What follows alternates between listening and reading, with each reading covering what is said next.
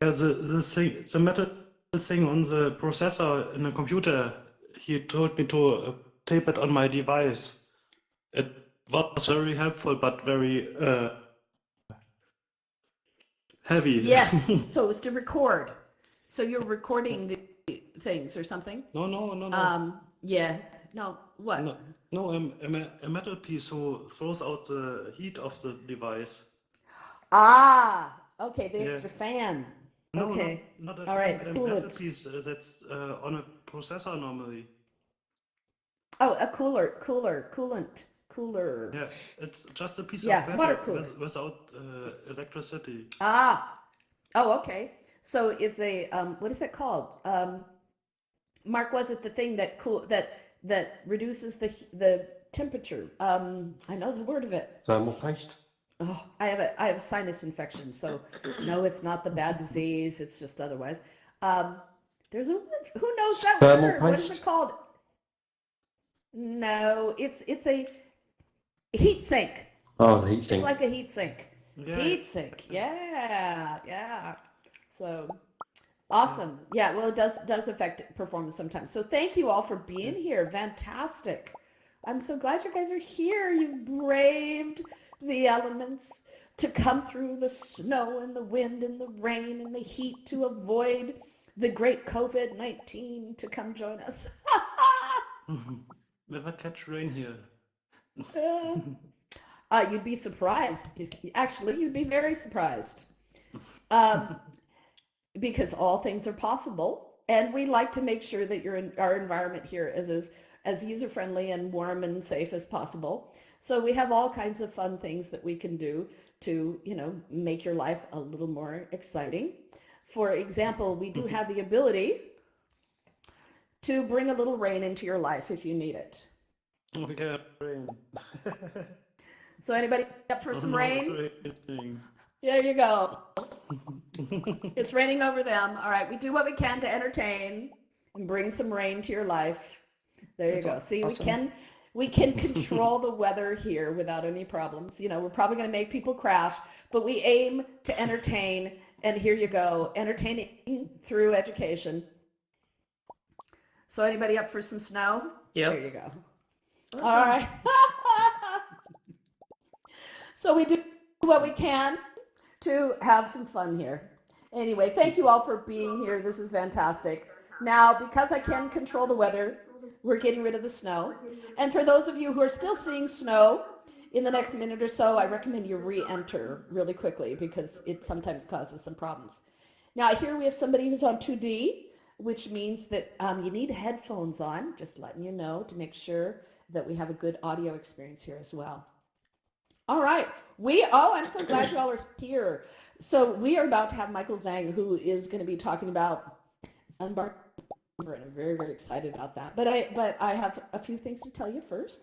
First of all, my name is Laurel. I'm one of the co-founders here at Educators in VR, and we have these are weekly workshops that we hold every Tuesday. So give me some emoji, give me some hearts if you've been here for our weekly workshops before. Do we have oh, I love it when you come back. All right, if you're new, give me some smiley faces. New people, first time new people. Great, get out of here. No, you're in the wrong place. No, I'm kidding. No, we have a great time here. So Educators in VR was founded a year and a half ago right here in Old Space as a meetup, which became a business, unbelievably.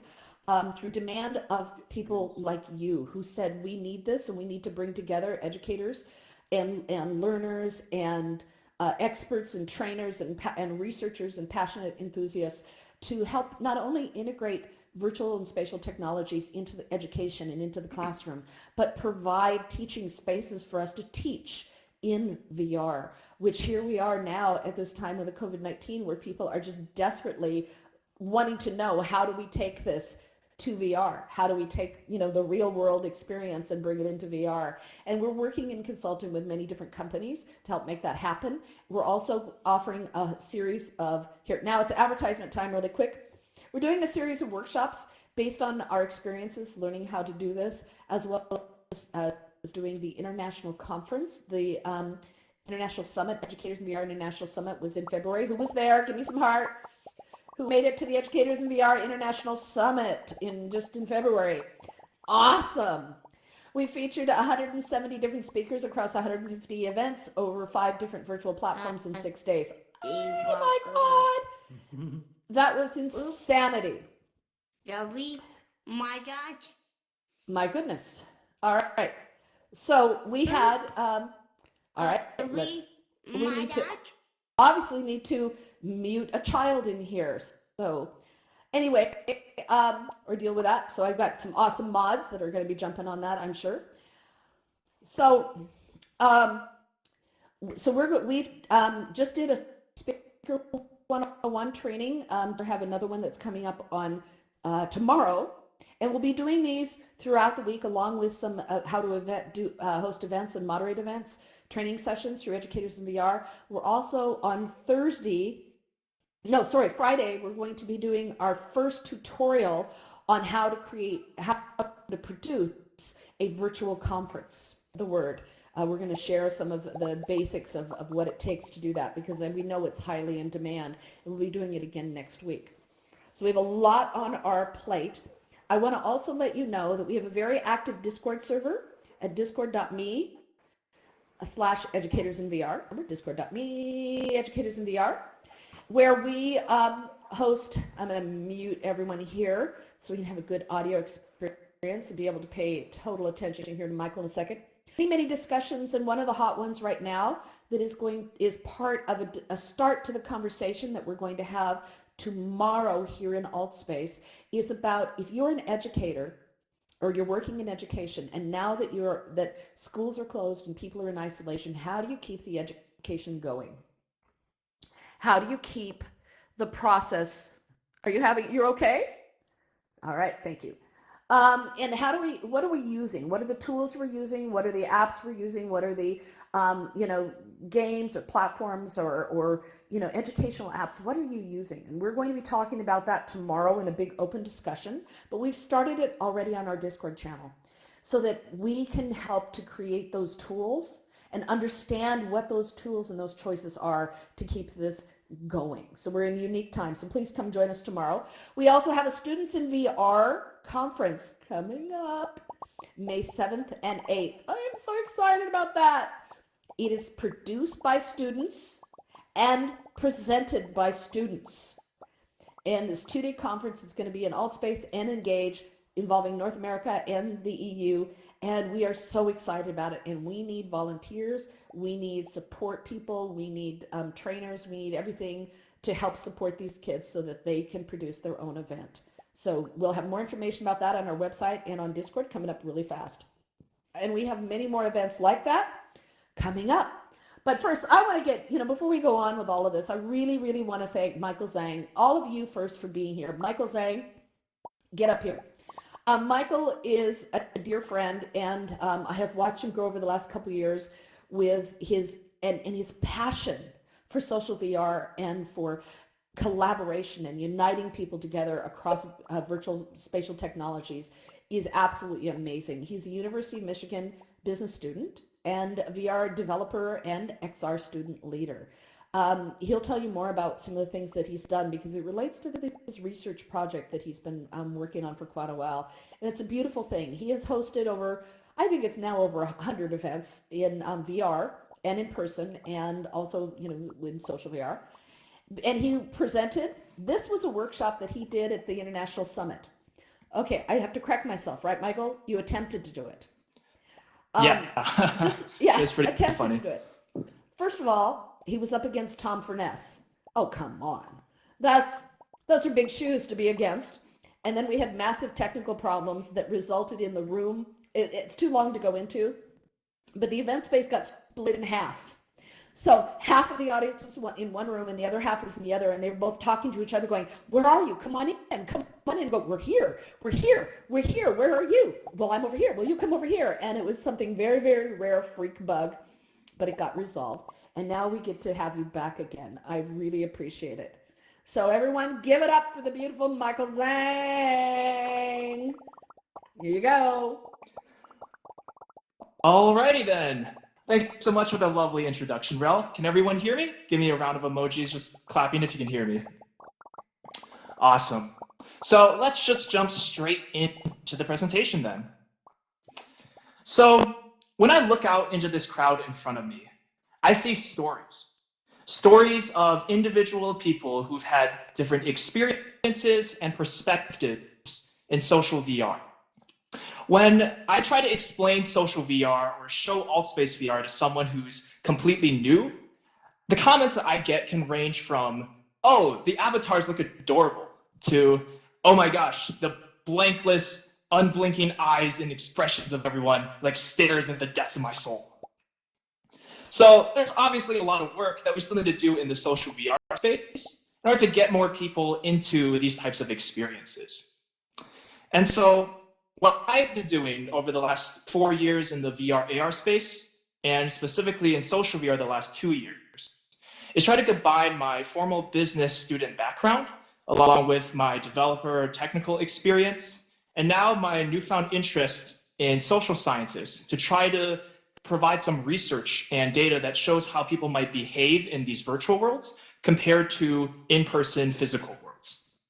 And so today, I'm going to be first talking a little bit about my social VR story and like the last crazy 2 years here in AltSpace VR. Then I'll go into more detail about Dunbar's number and some of the research and findings that I've been doing. And then lastly, I'll end with some comments about the future of social VR, some of the challenges that I think we should seriously consider. So think back to like your first experience in AltSpace VR, kind of like the first day that you might have came in. What was it like? In my case, I've been able to go through a lot of different types of organizations and communities to host a variety of different types of content and events. But I always find it funny when I do think back to my first day in AltSpace because I think it was a little non-traditional. So the first time I came into AltSpace was just under 2 years ago, back in April in 2018, when the campfire still looked like this. And my first interaction, kind of like the first impression, the most important moment when it comes to trying something new, was I walked up to the fire over here, trying to see if I could talk with anyone, start a conversation. And the first person that I talk with, I introduce myself. And I say, hey, my name is Michael. This is my first time in AltSpace. And then what did that other person say? What was the first thing that I heard in AltSpace? Dude, no one effing cares. F off.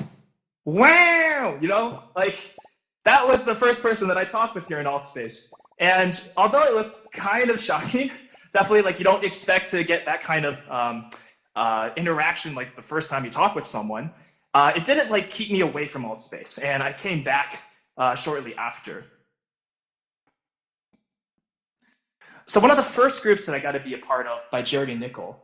And what this was like a series of guided meditation sessions and yoga sessions held here inside of AltSpace VR. And so I was able to join up as one of the teachers, and I hosted a series of 10 events. So this was like my first opportunity to kind of see a little bit about how social VR provides tremendous value to people. It was always really inspiring to hear people talk about the fact that events such as these helped people manage their stress, help them have like a sense of escapism from some of the daily stresses and struggles in life. Then I ended up joining the High VR, which is a social VR talk show where originally I was working with Vivian Chase, and then now this talk show is hosted by Nava Berg. And what we did was essentially we brought in different people from the VR AR industry to share a little bit about their thoughts and perspectives to the greater social VR community. And this was an absolutely crazy experience, I think, because I worked with her for so long. And like at the beginning, it was like I was just in charge of moderating the events. And then a little bit later, I was then helping create the slides. Then I became a producer. And then throughout this whole type of interaction, like we really pushed the limits of social VR and what was possible. We had this event over here, which was like a metaverse hopping event, going into different social VR platforms and then live streaming all of that back here in AltSpace. And over here on the right, this was a live esports tournament that was going on in Onward VR. And we actually had commentators who were basically providing context about what were the strategies that players were using as the game was going on live. And back to like this type of experience, I know that many of you who have also hosted events may have experienced something very similar when it comes to event production. Because pretty much when it came to working with the HiVR, at its peak, we were essentially pushing out like a weekly talk show. And within a matter of like a week, we had to organize the entire event. We had to figure out speakers, we had to figure out guests and coordinate all of our streamers, do out a bunch of social media production. So it really felt like kind of like the behind the scenes of Saturday Night Live. And when it finally got to each of the shows, I always loved when I had the chance to produce, because then essentially like the few minutes right before the show, we kind of like get quiet, and then it'd be a matter of fact of one of us doing something like, okay, cameras, are we ready? All right, streamer, we're good. Okay, Vivian, guest, we good? Okay, we're going live in 5, 4, 3, 2, 1. Cue music, and then the show begins. It's always this like crazy exciting moment, and I hope that many of you who have also hosted events in AltSpace have gotten that similar type of experience as well. So I worked with the HiVR for a very long time, and in February 2019, I then had the chance to join the Community Helpers Program, which essentially is a group of just purely people in the AltSpace VR community volunteering their time to try to help new users create content, etc. It was also during this time, actually, that I was also going through a lot of challenges in person. This was a moment where I was essentially going through some of the darkest moments of my life in terms of my mental health. And I think what allowed me to continue through that, even though it was just 1 year ago, was the fact that I had this sense of consistency where I wanted to help produce these events for these different groups I was a part of. And the fact that the AltSpace community was incredibly supportive really helped me get through those moments in my life. And I'm like in much better place than I was a year ago. And the fact that all these people are just everyday people like you and me, who are just so passionate about an experience like this, where it pretty much represents kind of like a second home to them, was like absolutely fascinating.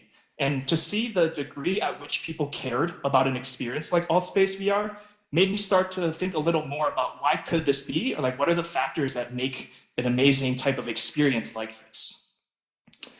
And so since then, I also ended up helping support and promote a lot of other of my favorite content creators and events. So this was with Andy Fidel with Get Social. She hosts fantastic events related to social VR, spatial networks.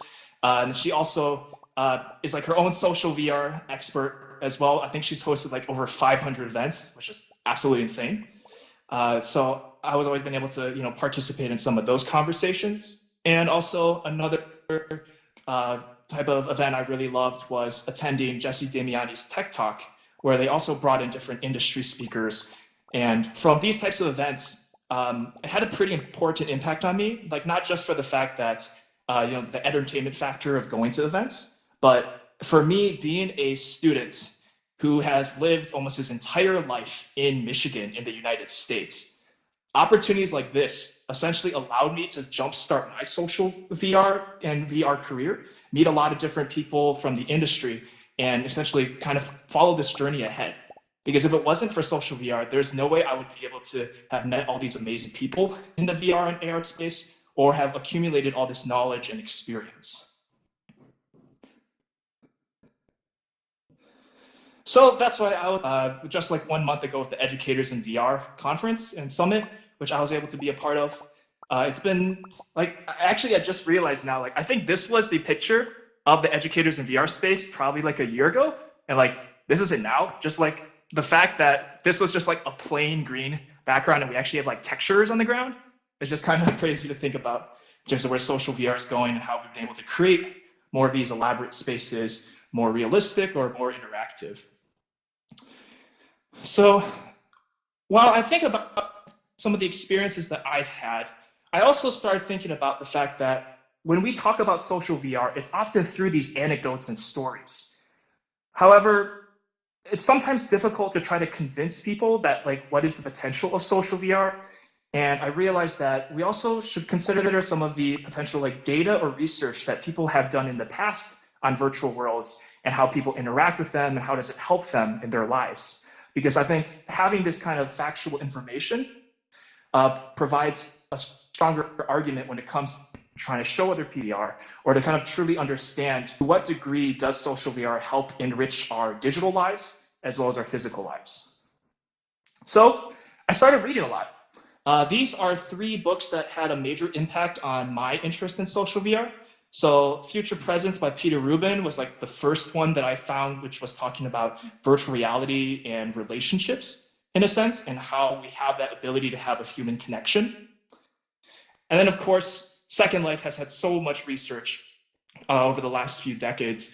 And so Making of Second Life is more like a biography, but then you have this book called Coming of Age in Second Life by Tom Bolstorff, which really goes into like nitty-gritty details of how Second Life's economy worked, how did like power and structure work in Second Life. And it's really interesting to see how some of these things in the early 2000s, some of these best practices and designs have kind of carried over with all the MMO video games or other virtual online worlds, even in alt space in some cases. So I started reading a lot of articles as well as books like this, but then of course, I also realized the importance of science fiction. Because as I talk with more people in the social VR space, I realized that most of us kind of talk about social VR by making references to pop culture. And so I kind of consider this like my fun research per se, with Sword Art Online, of course, and Ready Player One. But I also went back to some of the video games I played when I was a kid.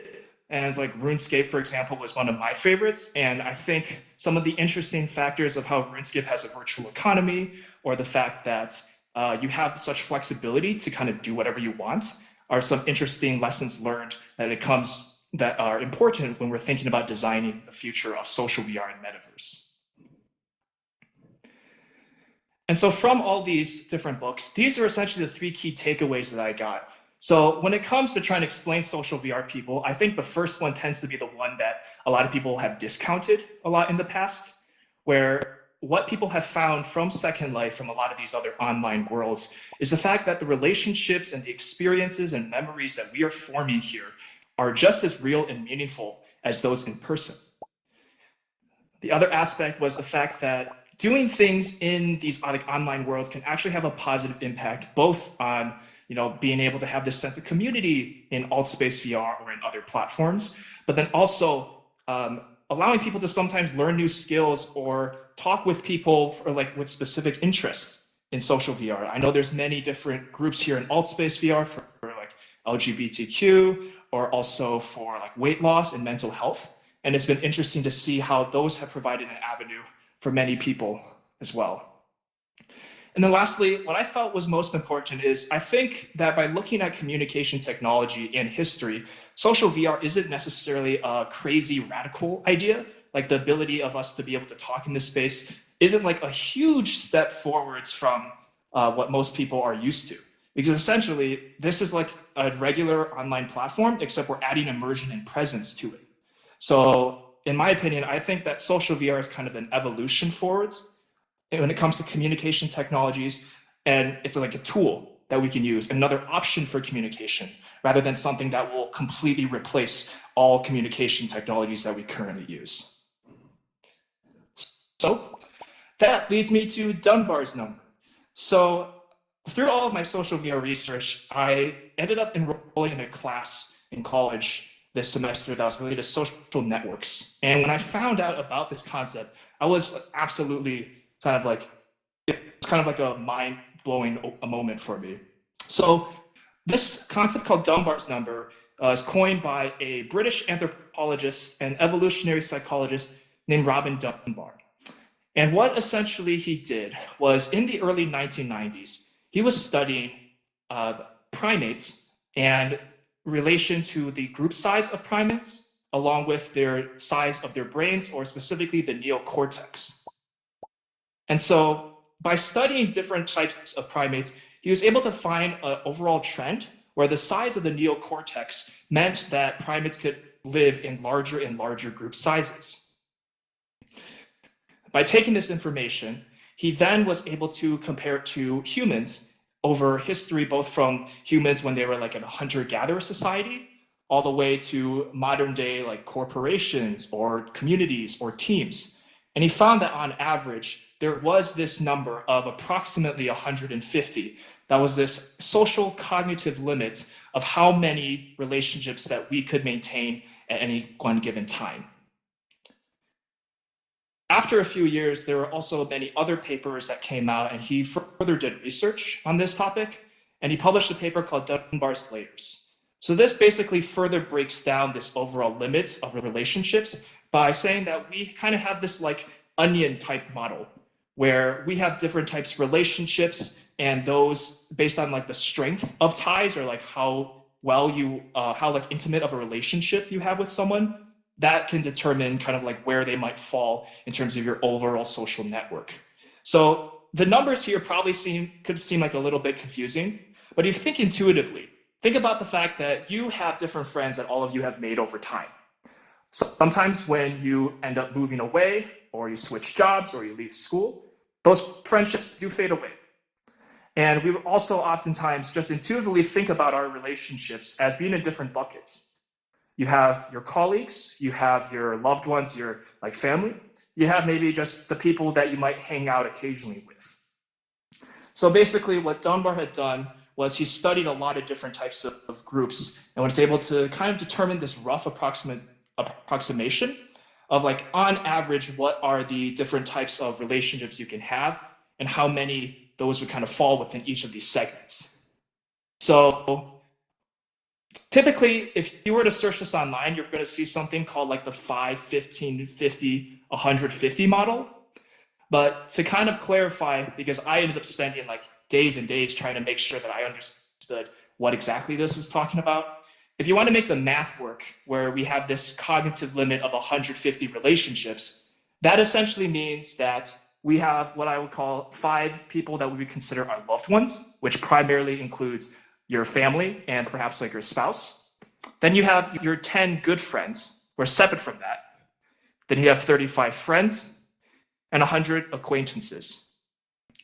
So what all these numbers mean is on average, you might have up to this many people who kind of fall into that category.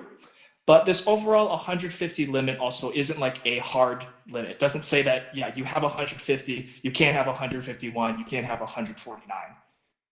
So it's a little more fluid than this, but essentially it does kind of show that overall the amount of resources and time that it takes to stay committed to a relationship with someone, to like maintain that sense of intimacy, that sense of friendship, or kind of like that family type feeling, it takes time, it takes resources, and that's why we all have a certain limit to like how much we can maintain. But those people in those social networks can change, they can flow in and out of these different types of categories over time. And so what I found from doing this was I then tried to compare it to, thinking about modern day when we have social media.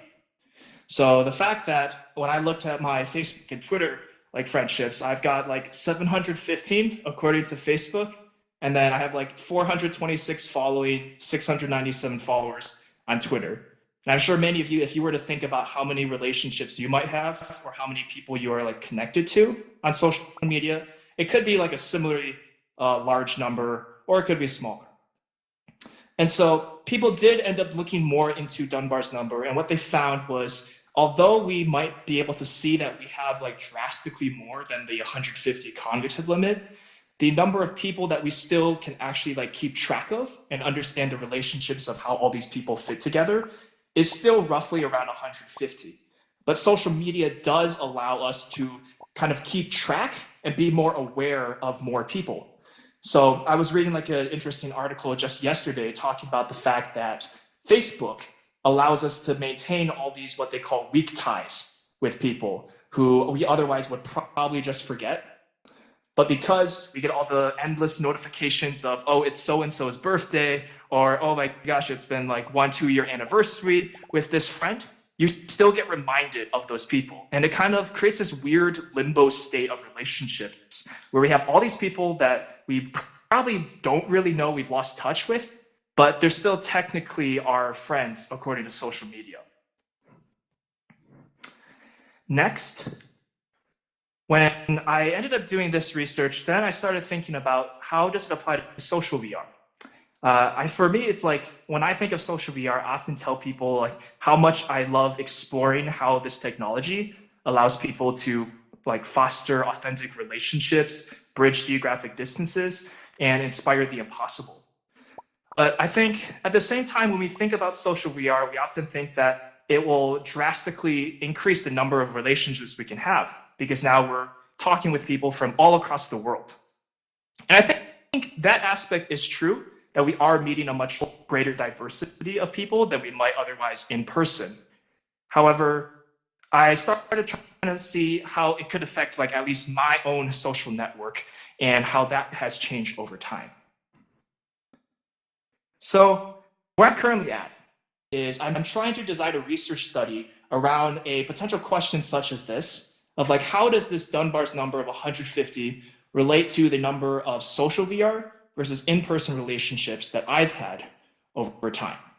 And so right now, some of the findings that I have would be like what my professors would call your me search, because it's not exactly like scientifically rigorous. And I'm basically just looking at my own observations in my own life and what I found, but I can't necessarily extrapolate that and say that everyone kind of has this experience. So what I encourage you to do though is, as I talk about this, start thinking about your own relationships, because you might be very shocked by the types of relationships you have and where you might group people when you actually have to write it down. So when I basically went through all my Facebook, all of my Twitter, and I tried to think of any type of relationship that I might have had with someone, I created a giant list of all those people. And then I started kind of ranking them in terms of how much I felt I was connected to these different people.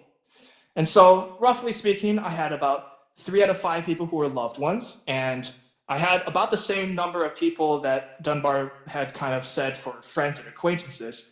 But that actually kind of lacked in terms of the number of people of good friends, which I thought was kind of interesting. And when it did come to social media, the fact that I have like 700 people on Facebook, I realized like the majority of them, like if I saw them today, I probably would not recognize them. And I think that's the case with social media relationships. We don't actually feel connected with people, but it does allow us to maintain some of those relationships if we choose to. And so by adding these numbers up, I actually found that the number of people that I would say are in my social network is actually a little bit below the average of 150. So I ended up having about 133 relationships in total. From this, I also then took a look at the different relationships I had and tried to figure out, okay, so where did I meet these people exactly? And so I ended up breaking the total down into just 4 different channels. So of the people that I currently consider part of my social network of these 150 people, you can see that I had 43 of them are from social VR. And so those are people that I primarily talk with and probably almost only talk with them through social VR, like in Altspace VR, Mozilla Hubs, VR Chat, all the other platforms. And I had 30 people in person, these are people that if I want to, if we weren't in the middle of a pandemic right now, I could probably go talk with them and like see them in person. But then the last 2 over here, because I was heavily involved in building VR student communities, a lot of those people are a mix of students that I had met in person, perhaps at like an event, a hackathon, a conference, but primarily I still only maintain contact with them through social media. And then lastly, I had 27 who are people from XR events. So these are not from the student orgs, but just general people from the industry, professionals, those who I had met at conferences like Oculus Connect or other types of different events. And so from this though, what I found was interesting was the fact that only 23% of my relationships are actually in person. So when I was like sharing this with some people, they're like, wow, you must be really antisocial or something, which I definitely don't completely agree with. But at the same time, I think it's also like people have different desires of like what they want in terms of relationships and how they stay in touch.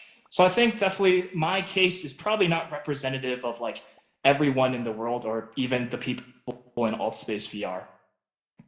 But what was interesting from this though was by comparing to like me being a college student and just about like 2 or 3 years ago when I was still in high school, like the number of relationships that were in person has dropped considerably over time. And because of that, I've started thinking about like why could the reasons be for that. And so some of the reasons I think is that geographic isolation, for the fact that in high school, for example, or for many of you who might be in school, your friendship and relationship network is primarily constrained to where you're located. Once you move out of that, a lot of those relationships will slowly die off or like completely disappear even. And so I think that because being in Michigan and in some cases not in like a major city sometimes, that can contribute to it. And I've also seen on like a general note that the people that I've met at Altspace VR are not primarily from what I would expect of like the West Coast, like California or Washington, or like New York City, because I thought those are the big, metropolitan hubs in the U.S. where there's probably all a bunch of VR AR developer and industry leaders. But in this case, I've actually seen so many people who are actually from the Midwest, from the South, here in the U.S., which I think speaks and has some interesting things that we could look more into to figure out whether geographic isolation or like geography has a larger role than we think when it comes to people using social VR. Other part you mentioned was like the mental health reasons, because I think that from having these observations, like social VR is essentially just like another space we can meet with, another community, another group. So think about in wherever you're living at, there's probably like a local sports team or some kind of like community event or community group that maybe you guys go running on the weekends, or maybe you have like a book club. And I think that social VR essentially is just like another type of group like that, because we're all connected to each other because we're all here in social VR. If any of us were to like stop coming in here, a lot of those relationships would fade just as well as in-person relationships. And so I think that there could be a correlation where people are coming into Altspace VR because they have an unmet need and desire of having strong relationships. And so that could contribute to why people come into social VR. And then lastly, strong versus weak ties. So I think that over time, of course, you get different friendships fade and different friendships become stronger. And I think that it's not that like social VR specifically is allowing like me to have more or less relationships, but because essentially it's just another space. In my opinion, like the difference between me having a relationship in person versus a relationship with someone here in Altspace VR is the fact that I'm just maybe spending more time with someone in Altspace VR than in person. And that's kind of like the only difference. It's not like a huge divide of like, this is the real world, this is the virtual world. They can never mix in between them, I think because of that, it's important to also look at perhaps how these ties have changed over time, which is one of the other questions that I'm also considering. So that leads me to this final part where I'm going to be talking about the future of social VR. But because I just covered a lot of content, I do want to answer any questions so far about Dunbar's number, some of this research, etc. So if we can unmute, and then if you have a question, all you got to do is click on the raise hand button, which should be on the bottom right of your screen, and then we'll be able to call on you. Do you need help with this, or you want to handle them? I think I can do it. So right. Danny Sale. Okay. You're on microphone. Hi, Michael. Thank you to you and the community. I can really identify with your delivery and your research as well. There was a section in which I felt completely synonymous with the content covered, specifically in relationships that are correlated towards certain mediums, if not all mediums, in which we all interact with or of as human beings. Just to cut to the chase, along short of it, I suffer from clinical depression myself, and I found that this, to me, has been a very therapeutic place, a very safe haven, if you will. Albeit with the pandemic going on, it's been a lot more, a lot more less wreaking havoc externally than internally in terms of geographic location. My question to you is, do you foresee those who have behavioral health issues, if not ailments, that can be quantified, or if not positively subjected into VR? And if so, how has that assisted you? And I know you touched on that lightly earlier. And thank you so much for your service in Altspace. Yeah, Danny, so thanks so much for your question. Just to clarify, so are you asking, when you talk about the positive subjective part, can you repeat that part? I didn't quite understand that. Oh. Okay, give your megaphone again. Sorry, I didn't want to be so I put myself on mute.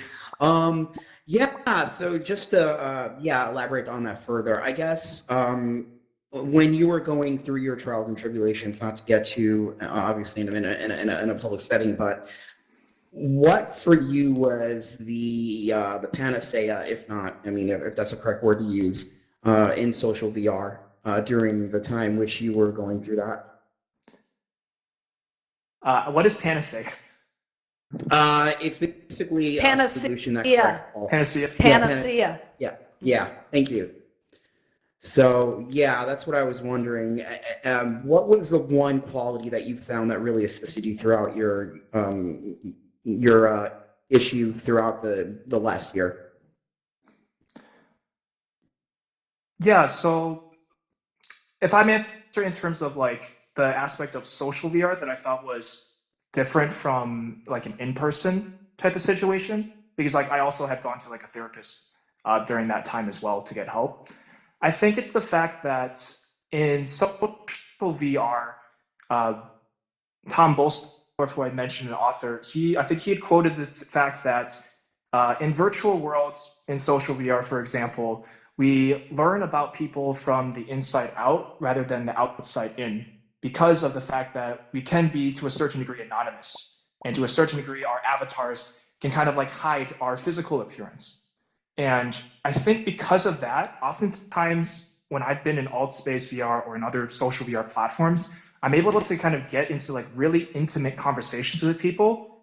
And a lot of people are kind of willing to share advice or talk about some of the things that are going on in their life. And I think that allows people to build a much deeper connection much faster than oftentimes in person, where you often have to go through the whole, oh, hi, my name is this, what are you interested in, et cetera, et cetera.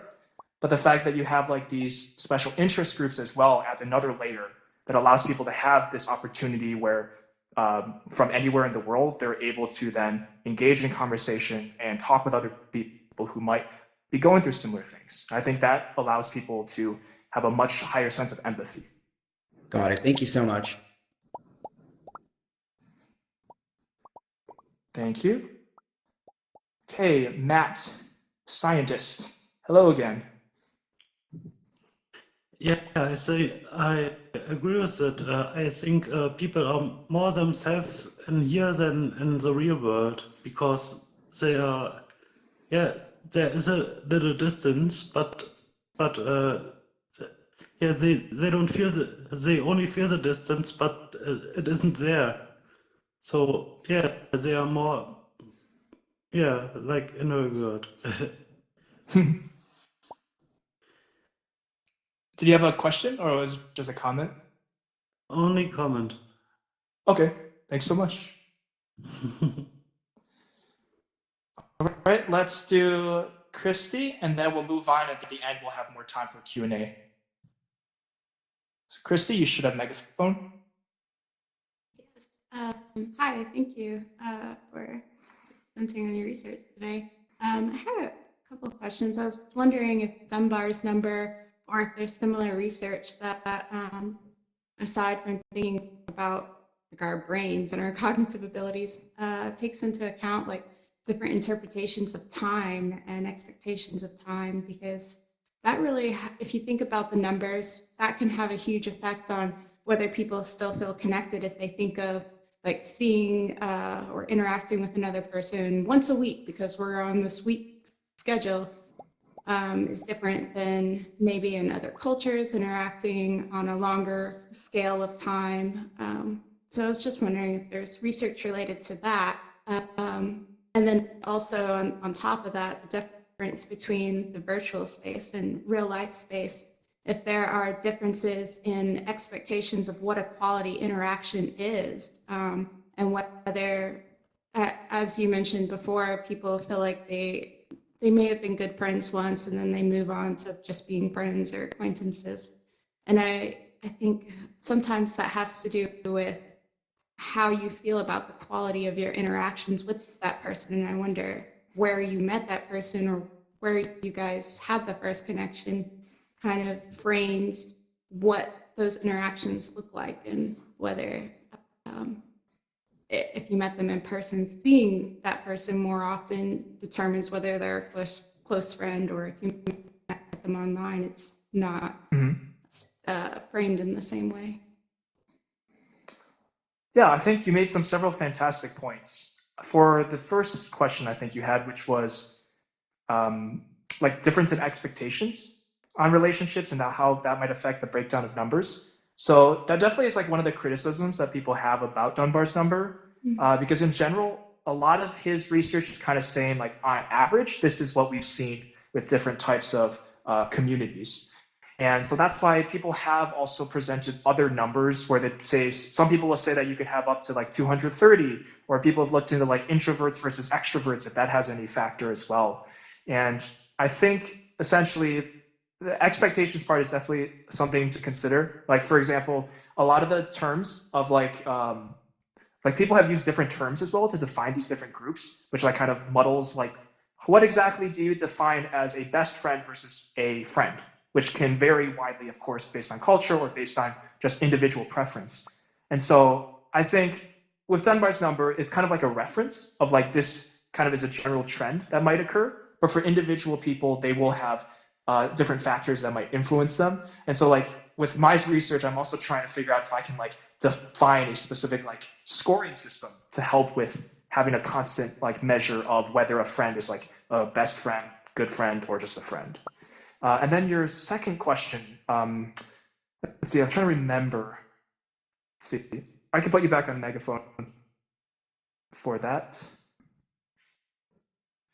Oh yeah, that was more just related to meeting, say, in a virtual space or online or pen pals or any type of meeting like that versus these in real life, close proximity friendships, whether that may affect expectations going forward and how likely it is to stay close friends. Because, for instance, in person, and this kind of relates to the time thing, like if you don't see that person ever so often, you may fade away as friends. Whereas when you make friends in a virtual space, it's a completely different way of thinking about the friendship. Yeah, so in traditional like social network theory and research, geography is like a huge factor that determines whether relationships continue. So that's why it's still like when you're in person, you're more like to have like random run-ins, and like that's like opportunities to like further build a relationship. Versus like oftentimes in social VR right now, you kind of have to schedule an event or like specifically arrange a time with someone to be able to meet them in some cases. So that's where I think it's still kind of like this unknown area of exactly how much does like social VR overcome some of these geographic barriers. And then to answer your question about like the in-person aspect, in my case, because I realized like my relationships are pretty much just confined to like 4 different groups. In my case, when it comes to like the in-person conferences or hackathons and events I've participated in, I think it's like the unique design of these situations basically forces you to know that I'm only going to be talking with this person for like a few hours, a few days at most. And so if I want to build a relationship, I'm probably going to be a lot more open to do so. And that's definitely been the case with me, where like there are people that I've only met for like a 3-day hackathon who I've like felt really, really good friends with. And there's people that I've like lived in the same, like I went to the same high school, middle school as them. I even now in the same university strongly about them, just based on the time commitment that I've made with people. That's a very interesting point. The intentionality, essentially, of the friendship can make a huge difference. Yeah, thanks so much for your question. So now we're going to go back to finishing up the presentation just with this last part on the future. And then afterwards, we'll kind of just leave it as like an open discussion. So feel free to then kind of like run around, like say hi to different people. And I'll definitely be around for like 15, 30 minutes after this event to also chat with anyone. So when it comes to the future of social VR, obviously we're living in a very kind of strange, unique time currently. And because of the coronavirus pandemic, unfortunately, it's led to an increased interest in social VR because now there's people who are using video conferencing for the first time. They're learning different like norms that like we're used to in alt space VR, like mute yourself when you're not talking. And because of that, it's breaking some of those barriers and some of the friction where people might become more interested in social VR. At the same time, there's also a whole host of other factors that influence the future of social VR. And these are just some of the different things that I've also considered. The one here that I think that's kind of confusing is probably this third one, uses and gratification theory. This is from like media effects research, basically trying to understand, okay, so we think that geography might affect people, or like different like demographic, psychographic factors might affect people using social VR, but to what degree? What are those? Which ones are stronger than others? So I could definitely go into more of these details afterwards. But there's two factors that I think are the most important that I've been paying a lot of attention to. The first one being design. So when I came across this article or this research paper that was written in 1992 called Beyond Being There, it radically changed my viewpoint about communication technologies and all the things that we use, from just instant messaging and texting to video conferencing and social VR. Is the fact that we oftentimes still kind of treat like in-person interactions as the golden standard or the best way to still talk with someone if you want to get something done. But obviously, we've seen over time that not be the case. The fact that, for example, just texting, which we kind of take for granted today, that is a form of asynchronous communication. So then we don't have to all be here in the same space together or the same place in real life and have to then have a conversation there, because you're able to send a message to that person, and when they're available, they can then respond back. That makes communication so much easier, which is one of the reasons why we use texting and messaging so much. And I think the same thing applies, even when this was written, it was talking mainly about like video conferencing during this time period. But with social VR, social AR, social XR, I think when it comes to designing these event spaces or experiences, we need to try to figure out different types of interactions that kind of go beyond reality, as this article says. And so, for example, I think that there are many different social VR platforms that are trying to achieve this more hyper-realistic look of like being able to then have all your limbs kind of tracked, or like have more realistic avatars, for example. I think for some people, they definitely want that type of experience. But if we're spending all our time basically just trying to make it look more like real life, we're never going to reach there, because we're always just going to be imitating real life. And so there's always going to be a large amount of people who are going to be like, well, those avatars, it's got the uncanny valley effect, or they kind of look ugly or look creepy, so I'm not going to use it. And that just immediately kills a lot of people's interest in social VR. But what we've seen, of course, is, for example, with different events that people have hosted, that type of interaction where you have a group of people who have never met each other, who are just purely working online in this type of community, are able to create a piece of content that people are interested in, willing to come into to experience. That's something that is not possible with many other communication technologies. So it's like those type of interactions, I think that we should be trying to pay more attention to and consider as we think about the future of social VR. And the last aspect is accessibility. So many of you in this room, I think you would probably consider yourselves innovators or early adopters based on this graph called the diffusion of innovations. Basically, it says that for any new type of innovation, whether that be technology or an idea, there's going to be people who are kind of willing to deal with the kinks in the system, or like the different bugs, technical issues. They're willing to kind of oversee that because they still find value in what currently exists, even if it's still kind of in a prototype experimental phase. So that's all of us, most likely. We're at a time now where social VR has kind of existed for now, I think around 5-6 years from like the earliest platforms. And so because of that, they're kind of reaching all the people that they can get with this small portion. But if we really want to see social VR adoption grow, we need to start looking at the early majority, the late majority, the groups of people that are probably way more hesitant to use social VR unless it's a much more polished experience or a much more like well-designed experience. So the fact with like the international summit that we hosted here is that each part of my ensure that I have my peers at my university be able to experience that. Like at least 25 to 50% of them have a Mac device, an Apple device. And that means that they cannot use AltSpace VR unless they download an emulator. So that immediately cuts out several hundred, if not thousands of people just within my own university. But imagine that kind of like spread out across the entire world with people who don't have like the like high-powered computers or the very high-tech like virtual reality headsets to experience things like that. If we don't cater to them, we're going to forever be stuck in this area in what they call the chasm.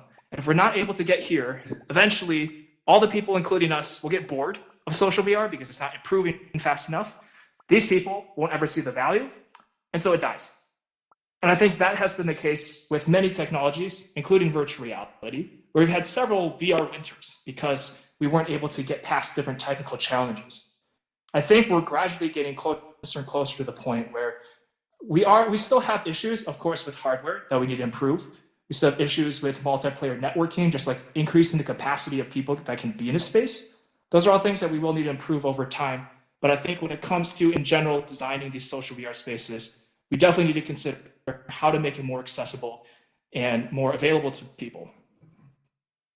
And so in conclusion, the 3 key takeaways that I want each of you to have from this presentation is, first of all, that social VR isn't a radical idea. It's kind of an evolution in communication technology. And so I think that when we are presenting social VR, we should try not to overhype it to the point where we say, oh, we're going to get into like Sword Art Online, Ready Player One. We're all going to live these lives in social VR. Because oftentimes that'll lead us to allow people to have these very inflated expectations. And then when we undeliver, they immediately just dismiss it. They don't even try it. And that's been the case with like the Samsung Gear VR, unfortunately, other mobile VR devices, where we're saying that this is going to change the world, everyone's going to use it. But that's a very ambitious goal. And if we're not able to reach some of those things, then it leads to a lot of people kind of dismissing VR or social VR. Second, there's plenty of research out there that's shown that these relationships, experiences, and memories we form in online worlds are very meaningful, but they could still potentially be constrained by this Dunbar's number of 150, where at the end of the day, by spending more time in a virtual world like AltSpace VR, we may also be essentially decreasing the amount of time we spend in our local communities. And whether that's good or bad, it does affect the balance of relationships that we have in these different types of environments. And lastly, these 2 key issues of accessibility and design, I think, are the 2 most important things to consider. This is one of the reasons why I have started spending more time looking into the potentials of web VR and what that could spell for social VR and VR in general. And so with like these lessons in mind, I hope it does give you guys a better sense of like some of the different social sciences research that is available for social VR and kind of like the different papers, the data that people have collected over time on the effects of social VR and the potentials of it. And so I'd like to end today by saying like, thank you so much again, everyone, for attending this talk today. And also that I hope all of you and your families are safe and in good health. We're living in a very strange time, and it's going to be kind of all of us. It's going to be up to us to essentially try to be there for each other, whether that be in person or in the virtual world. Thank you.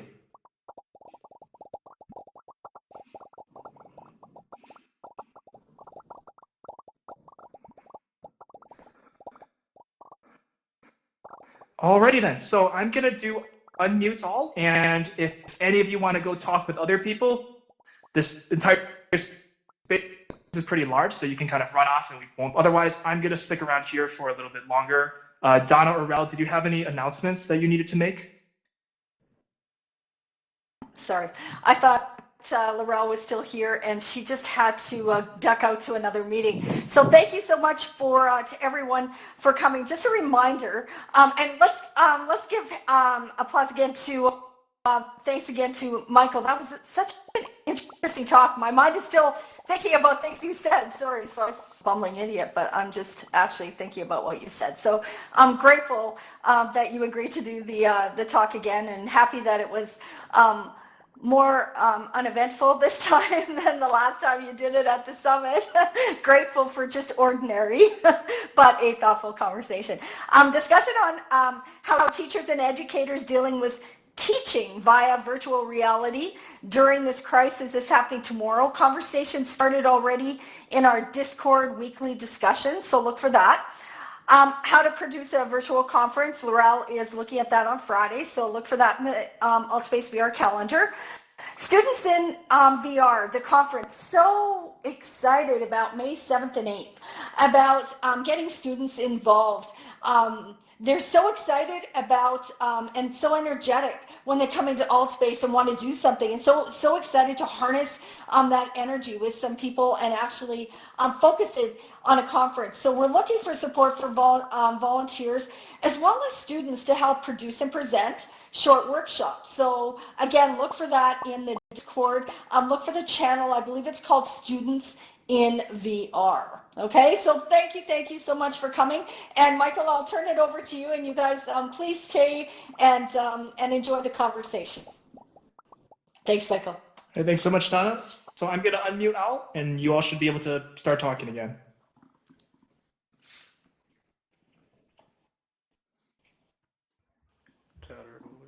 Hey, so what'd you think? I thought everybody was so quiet. Interesting. All right. No. Christy, thanks so much for your questions. I really like them. Can you hear me? Thank you for your Yeah, presentation. okay. And you look familiar. Wow. Or about, That was interesting. Mhm. The way we form friendships. And I'm still getting relationships used to in this general. environment. I actually hadn't really researched was trying to- Dunbar's number I tried to before, so that was go in very interesting. through the headset, and then I tried to go in 2D, and the 2D didn't work. So I got my table too close to me right now. Yeah, I sort of have to set up a space. I'm sitting in a recliner now. So if I stand up, I'll go up in the air a little bit. And Norman, he's sinking down on the floor because he went on, and then he took it off. Yeah. And I'm sitting in a recliner too, so. You don't want to get rude, so you say yes to every friend suggestion. It looks like Norman is double AFK. Hey, Yeah. Bill, Just all can you hear me? Say yes to every friend request, but you don't. Yeah, megaphone suggest is everyone. fell asleep. Yeah, didn't you? that's definitely part of Understand? my habit. Yeah. Yeah, and then I don't know what And happened. stupid ones. Says he's back in his home world. But I know he was doing, he was double booked. He was in a Senate faculty meeting on Zoom at the same time as he was in there. Oh, I supposed to get that too, but I didn't do it. Yeah. He was trying to do both at the same time. I never go to faculty meetings or Senate meetings. How are you? Our faculty suggested to them in Oh. their department, I Hey, suggested how are they you? get one of those. Oh, good. How are you? Snowball I wanted or to talk to you microphone. after the news and update when you said if you need a hello. I was like, microphone, oh, okay, get go one say of hi to these. Donna, They're and you good. went bloop. So I Oh, couldn't say One hi of the faculties said, oh, that's a good idea, let's all get one. Now they're all Yeah. chiming in saying, no, I don't need one, I don't need one. So you're asking, We had to talk. what are Yeah, like you kind of do. So what's going Yeah. You kinda do. It's a good microphone. Not much, just hopped in to see Michael's because the last time he did it, I was the And one that was in the It other looks like screen. Colin logged off from this meeting account. That's funny. Let's see if this I one was works on a up here in a stage and he was second. on a stage and I was like, And I'll when show is you he around a coming little bit. back? That's time. Okay. That's so funny. Yeah, that was a comedy of errors, that's for sure. Oh my gosh, that was a nightmare. And I thought, well, I'll just talk for a few minutes because I didn't want everybody to Give me leave just out. one And I was second. like, Michael, Give me just one second. Okay. it's like 20 minutes. The biggest aspect It is was like this the time nightmare. you spend with different people. It was like not So, somewhere similar I to- ever really Yeah, like to be. so I think there's been as some on the arguments stage. where people say like Yeah. the number But I knew Yeah, I had a good hours you spend presentation per ahead, and I month is, like, didn't being want an people to take indicator of, off, like, you know, and how they were all strong just kind of like relationship you sitting have in with silence, someone. and I saw people And so flip, oftentimes flip, I think flip. It was like the I biggest could talk factor- about the biggest social stress VR. like time, whether that be in person Yeah, at that's events right. or Yeah. through like other channels, other platforms, other So situations. how are you? So what? So like they found the fact that Oh, that I is don't know. fun. I'm just Lots gonna of mute you nothing. because Nothing there's out some of the echo. ordinary. I think not too much. So, are you So building any new worlds lately? I read somewhere.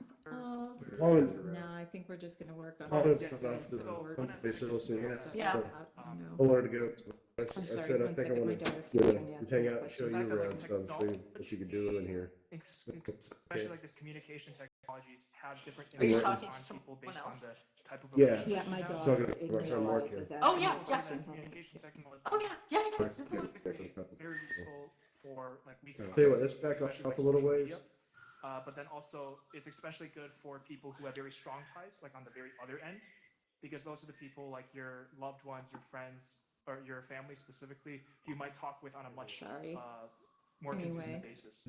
And so that's where like communication technology has like a I'm strong just advantage, or like the building very stuff, kind of trying edge to over there, and like everyone else help in between.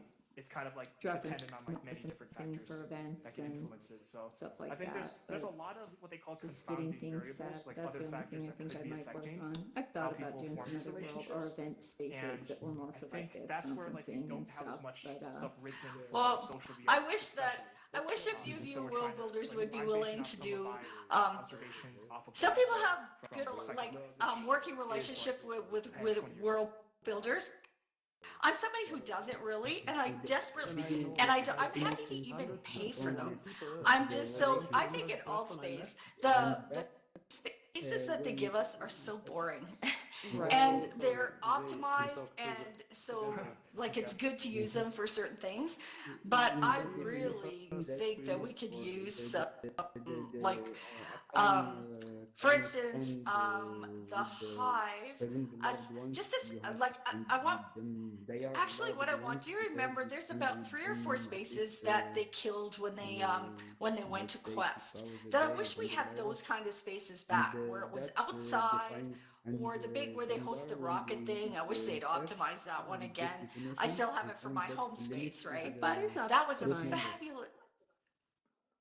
It's not like, well, let me say this, it's not a Okay. template that I can Yeah, select I don't know if I when I fully create an understand your event. question, but then also to make When sure you I give create other a quick people event, chance to you can No, talk. when I Yeah. create an event, I never create a quick If you event. just search I on own, Dunbar like I something, create about there's a lot 40 of very events good or 50 articles. events a One month, is and Oh, I you need the never do template. it. You need the British template Broadcasting, shared like with they you. have a very You good mean? write-up about Dunbar's Because number. Well, Andy, and could, Without Andy going to, could like, give it too to deep you on, because like, the Andy research has paper. that space. Okay, thank Andy would.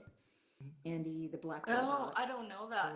Yeah. Okay, so those are the kinds of things I mean. Like I've asked Kaylin before if I could use a space of hers for an event, and she didn't answer me. And I don't know, just having events to do, having spaces to do events in that don't all look like the presentation style, like you're in a room. I would love to have a variety of those to pick from.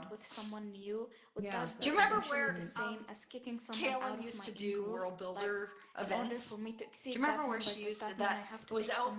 You felt like you were out in the ocean. There was just this one this one building, and you were Yes and no. outside, Kind of, and there so that's was where, you like, could if, walk around. Like people say some people. I don't know how to describe it. I don't individually remember have what a they higher named Dunbar's it. number than 150. But that was a fabulous space. But in general, I think it's And That would be I fun hosted when a out on a the fact boat, that out if on a you yacht go to deck a or community something. form well, relationships, yeah. You know, fun probably stuff get like at that. least Yeah. what you start to get. But Some people I you know might that not when we go to talk with that much templates of like the time. street and the And office I and think they just a look lot of all people the also, when same. they hear, And like, I think that 150, it sounds like a really creating large a number that, like, set they'll of never be able to templates that reach the people limit of. can, But if you so actually, that they like, have write more down event your spaces to relationships, choose it's from. not that. So Wow, that I would think be there's a lot of people awesome. yeah. Yeah, A lot of people I've that thought I've about that in the unfortunately past. completely forgotten I've thought until about I doing pulled up interactable the profile on events social media. I was like, currently oh, yeah, I because there remember just that isn't. person. But I'm not consciously thinking about them More anymore. for the ones at night. Like I don't know what you could really do as much Does that answer your for question? education does. ones. Thank you. know, I'm sure there's still things, but that's serves as a distraction during a presentation. So there's not really interactables I want to do for a presentation because I Not the think first people would just be person that- messing with So it not and not necessarily it's listening like and. whoever's the first person you you know, have a relationship with. It's You like know what I'm they don't get talking kicked about, out. like More so sitting like up you and have sharpening this their pencil fluid during kind of class. layer Yeah. of different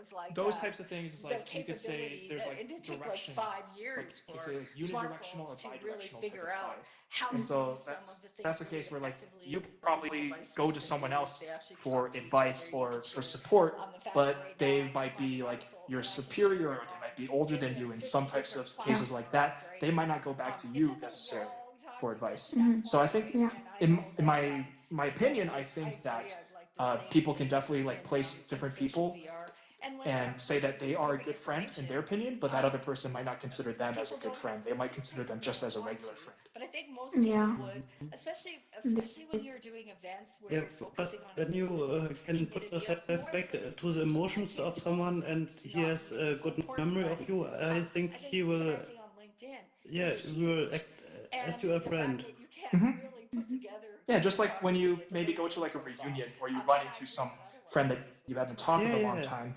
that you can kind of rebuild it very quickly. If they captured that information, if people didn't want to share it, they just didn't have to put in that information, right? Even But if I wish you that don't know you very was much, he has emotions to I think you. it's actually Mhm. possible. I kind of wanted to talk to Yeah, so if you kind of want to check out to see like how it might because I apply to believe you, it can take I your encourage you to maybe try out this information, exercise where probably like you re-put try to that list out out all of your right different away types and of allow you to friends, input see how they links, maybe rank in these different you know, groups, and let and try to see if it every does apply to user you. find I mean, in my themselves case, I there think right within a I group. said that I have like So this could be 133 something out that's of formal, 150. so like I think like if I educators change the get people. definitions of what I define So as a you good could friend, walk up to sure, it then I could probably and, get closer to put 150. add, So add that's where users like or the add subjective part information, comes and it in. would take But I think like as a person's general profile trend in there my with your case, I think the username fact and that I have like maybe, 8 out of like 15 people, like fill 8 that people I would space consider and then as put a your good friend information after when with the link. Dunbar's So number if argues people that there clicked should be on like it, up to it would 15. open up I think that might be Yeah, the but case it would be way more because I effective spend site that you on want social people to media. We see. have hundreds Yeah, of but it people would be who way more I effective loosely if stay in Altspace just contact with, added and 8 because I spend fields time to with those people, our profile, I'm not spending right? as much So that time way with we people could who might just be yeah, and friends, that's what I'm closer to talking good about. Like, friends. you're right that You know, maybe there's just like that based on how I there's spend my other time. things, I think there's that's other where ways like to accomplish individual it. But behavior yeah, how plays a cool I would role. go it be? by the way that I know it gets Could done. it be that because you were aware of You know, it's Dunbar's like, number I'm before you tired of sat down and asking tried and to hoping and, categorize these different saying, people will they in your do this? life I have that a million good ideas. the They're not being 150 was implemented. somewhat of a So I've reference tried to go the point or a only way that mental I know for anchor, sure right so now you it can get implemented. unconsciously, And that's like I by don't know, mail-in like or, you like the unconsciously people were that I able know to in make it here to that that have number, that but in capability. fact, It's like I'm it's utilizing much more that than route that or much because less than usually, that. Donna, that's Oh what yeah, jumpstarts maybe their like a creative finishing self-fulfilling prophecy. because they see it being done. Yeah, And fulfilling okay, prophecy. well, yeah, we probably should That's what put I'm that Yeah, in trying to there, say. and then they do it, and it's it's like, definitely okay, potential. great, Yeah, there's fix definitely it, we'll I make think it better. a term I learned is like Like anchoring that's what bias. When you anchor to a Fine did with a specific lot of number, stuff too. that's You kind know, of like the where more you interactive it was like and kind of holds you buttons back, and like blah, I changing laugh that. when I see Um, somebody Yeah. I interactive. think I that was definitely so is a factor, which is inspired why by when Mr. I Prime was making doing it stuff, and they in saw my exactly head, how the you way that saw I was trying to everything here. interpret it to like So prevent it's that from like happening that is was I just kind of went with something my gut reaction people based off need to of do. these It's like people and how I I ranked can them. sit and ask And so them because of that, I questions didn't try to and push higher ask to for their own 150 space, from my and first look maybe through all of my great social ideas. It's relationships. just If I probably again, I looked don't at it think they again, ignore there's me. I think probably they a high just chance that I would want maybe go higher. their direction Or was some people they different, or might, they're not some thinking people for the like sake they of have, sake of oh, it. I have Just, 133, I have creative less than the ideas. average.